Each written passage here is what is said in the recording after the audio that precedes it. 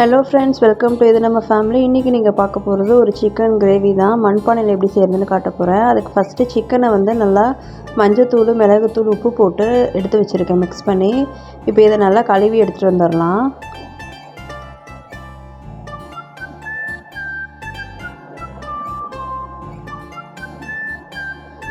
இந்த மாதிரி நம்ம மஞ்சத்தூள், மிளகுத்தூள் போட்டு கழுவுறதை பற்றி நான் ஆல்ரெடி எல்லா வீடியோஸ்லையுமே சொல்கிறேன்.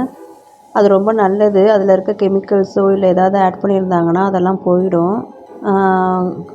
அப்புறம் நான் வந்து இப்போது கழுவி எடுத்ததுக்கப்புறம் 1 ஸ்பூன் அளவுக்கு மிளகு, 1 ஸ்பூன் சீரகம், ஒரு 1/4 ஸ்பூன் சோம்பு, அப்புறம் ஒரு சின்ன துண்டு வந்து பட்டை, கொஞ்சமாக மஞ்சத்தூள், இதெல்லாம் போட்டு நல்லா அரைச்சி எடுத்துக்கிறேன் மசாலாவுக்கு.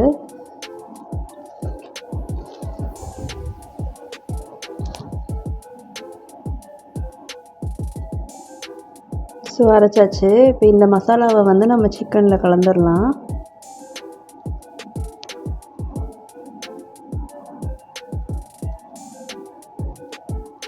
ஆக்சுவலி இதிலேயே இஞ்சி பூண்டு அரைச்சிடலான்னு யோசித்தேன். அதுக்கப்புறம் தான் வேணாம், தனியாகவே அரைச்சிக்கலான்ட்டு திருப்பி அதை வந்து சிக்கனில் போட்டேன். அப்படியும் அரைக்கலாம். இது கூட 1 ஸ்பூன் உப்பு, அப்புறம் கொஞ்சமாக தயிர், இதெல்லாம் போட்டு நம்ம நல்லா மிக்ஸ் பண்ணி இதை சிக்கனை வந்து எடுத்து வச்சிடலாம். கொஞ்சமாக கரம் மசாலா சேர்த்துக்கிறேன், ஒரு 1/4 டீஸ்பூன் அளவுக்கு.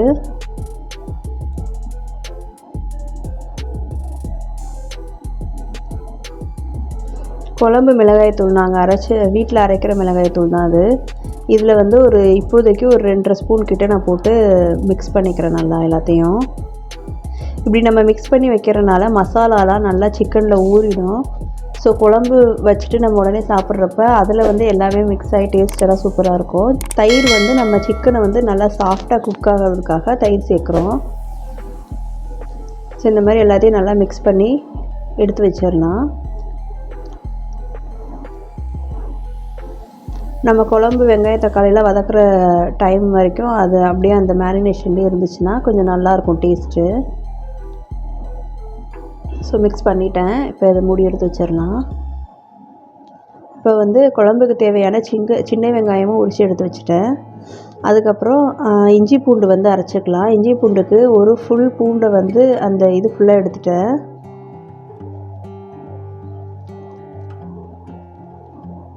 ஒரு 10-15 பூண்டு பல் சேர்த்துட்டேன். அதுக்கப்புறமா ஒரு பெரிய துண்டு இஞ்சி, அதை வந்து நல்லா தோல் சீவி அதை கழுவிட்டு அதுக்கப்புறம் அதையும் வந்து நம்ம அரைச்சி எடுத்துக்கலாம்.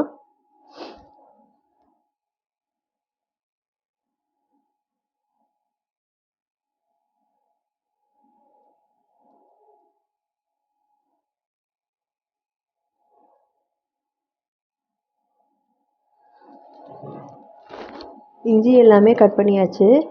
இப்போ நம்ம இது கூட நான் எப்பயும் சொல்கிற மாதிரி தான் கொஞ்சோண்டு ஒரு கை அளவுக்கு புதினா சேர்த்துக்கோங்க கழுவி அந்த இலையை. அதை வந்து நான் ஏன் சொல்கிறேன்னா, நம்ம மோஸ்ட்லி எல்லாத்தையும் வந்து எடுத்து போட்டுருவோம். பட் இந்த மாதிரி அரைச்சி சேர்க்குறப்ப நம்ம சாதத்தோடு அது எப்படி இருந்தாலும் நமக்கு உள்ளே போயிடும். அது ரொம்பவும் நல்லதும் கூட. கொஞ்சமாக புதினாவும் கொஞ்சம் கொத்தமல்லியும் சேர்த்துக்கிறேன்.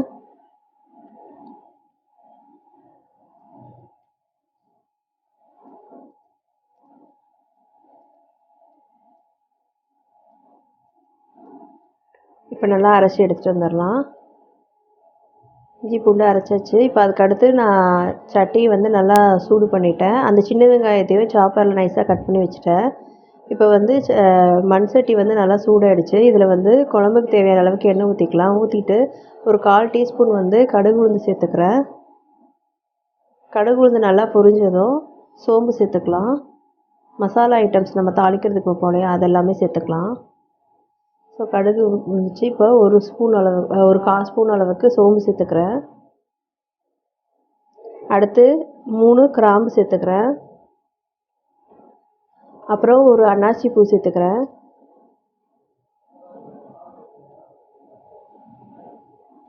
பிரிஞ்சி இலை இருந்தால் பிரிஞ்சி இலையும் சேர்த்துக்கோங்க. அப்புறம் ஒரு கொத்து கருவேப்பிலை சேர்த்துக்கிறேன்.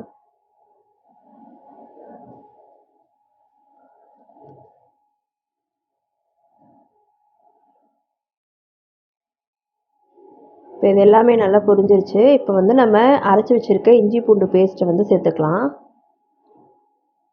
இப்படி நம்ம அரைச்சி சேர்க்குறனால புதினா ஃப்ளேவரும் நமக்கு வந்து குழம்பு ரெடி ஆகுறப்பவே ரொம்ப நல்லா ஸ்மெல்ல டெம்ப்ட் பண்ணும். நல்லா நிறையா சாப்பிடணுன்ற மாதிரி டெம்ப்ட் பண்ணும். நல்லா ஸ்மெல் நல்லாயிருக்கும், கம கமன்னு இருக்கும். இது நல்லா வதக்கிக்கலாம். இஞ்சி பூண்டு வந்து நம்ம ஏன் சிக்கனில் டைரெக்டாக சேர்க்கல அப்படின்னா, இஞ்சி பூண்டு அதுலேயும் சேர்க்கலாம். பட் ஏன் சேர்க்கலன்னா, சில சமயம் குழம்புல வந்து சரியாக வதங்காமல் பச்சை வாசனை போகாமல் இருந்துடும். அதனால தான் நான் இதை தனியாக இதில் போட்டு நல்லா வதக்கிக்கிறேன்.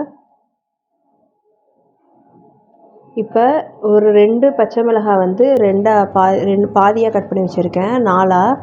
அதை வந்து சேர்த்துக்கிறேன். அது கூட சின்ன வெங்காயமும் நல்லா சாப்பரில் பொடியாக கட் பண்ணி வச்சுருந்தேன், அதையும் சேர்த்து நல்லா வதக்கி எடுத்துக்கலாம்.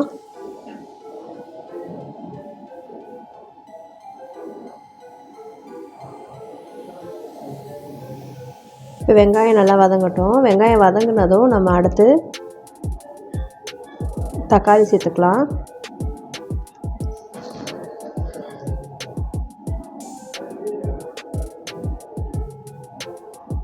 வெங்காயம் வதங்கிடுச்சு. இப்போ வந்து ஒரு 2 மீடியம் சைஸ் தக்காளி நைஸாக கட் பண்ணி வச்சுருந்தேன் சாப்பரில், அதை சேர்த்துக்கிறேன். இப்போ இது நல்லா மிக்ஸ் பண்ணி விட்டுட்டு இது கூட கொஞ்சமாக மஞ்சள்தூள் அண்டு உப்பு சேர்த்துக்கலாம்.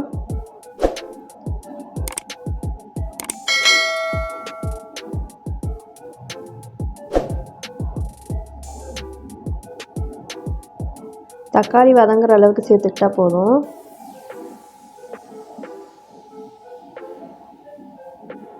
ஸோ மூடி வச்சிடலாம், அப்போ தான் தக்காளி ஈஸியாக வதங்கும். இப்போ தக்காளி வெங்காயம் எல்லாமே நல்லா வதங்கிடுச்சு.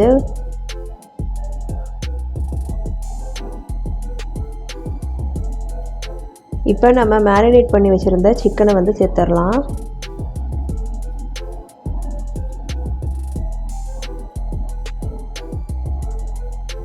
இப்போ இதை தண்ணியே சேர்க்க வேணாம். ஃபஸ்ட்டு இனிஷியலாக தண்ணி சேர்க்காமல் இதை நல்லா மிக்ஸ் பண்ணி விட்டுக்கோங்க. மிக்ஸ் பண்ணி விட்டுட்டு மூடி வச்சுருங்க. சிக்கனில் இருக்க தண்ணி வெளியில் வரும். அப்போ வந்து அதுக்கப்புறம் வந்து நம்ம குவான்டிட்டி பார்த்துட்டு தண்ணி சேர்த்துக்கலாம். இந்த கேப்பில் சைடில் சாதமும் வச்சுட்டேன். அதுக்கு தான் அரிசி கழுவி போட்டு சாதமும் வச்சுட்டேன், அதான் காமிச்சேன் நான்.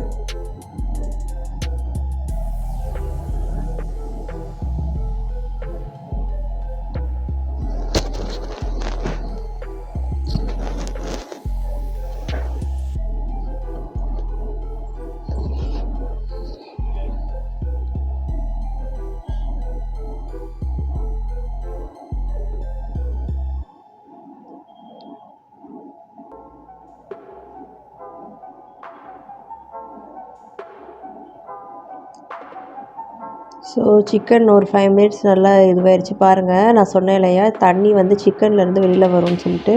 ஸோ பாருங்கள், ஓரளவுக்கு தண்ணி இதுவாக தான் இருக்குது. இது கொஞ்சம் நல்லாவே வந்துடுச்சு.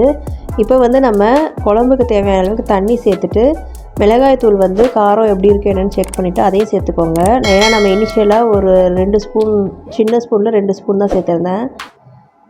அவ்வளோதாங்க, குழம்பு ரெடி ஆகிடுச்சு. ஸோ ரொம்பவே கமகமன்னு சூப்பராக இருந்துச்சு. நீங்களும் கண்டிப்பாக ட்ரை பண்ணி பாருங்கள். உங்களுக்கு இந்த வீடியோ பிடிச்சிருக்குன்னு நினைக்கிறேன். நெக்ஸ்ட் வீடியோவில் வேறு ஒரு நல்ல கண்டென்ட்டில் பார்க்கலாம். பாய்.